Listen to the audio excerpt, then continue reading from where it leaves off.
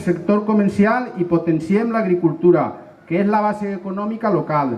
Per això, entre altres iniciatives, hem destinat grans esforços i manteniment i millorant de camins asfaltats com són el camí Ceretels, la Sabotxa, la Roda, camí Moleig, creuar de l'Ampolós, la Calderona, Costera d'Albaina, el desaiguador de la Caseta Jaime, camí Vell de Montserrat, el Pla, camí d'Escanyaes, camí Socanya, camí Secaderos, Canyà Navarro, Granja Fortuna i diversos camins en les Blasques.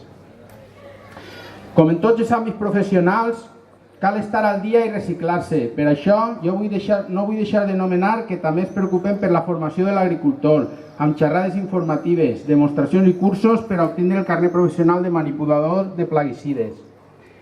Volguera convidar a tots els veïns i visitants a que aquests dies passegen per la fira i la mantinguen activa i viva. Que l'avinguda es convertisca fins el pròxim diumenge en un motor que gràcies al treball en comú arranca i es mantinga en la senda de la prosperitat per a tots. No volguera finalitzar sense donar les gràcies a tots els expositors, tant als que repeteixen com als que s'acompanyen per primera vegada.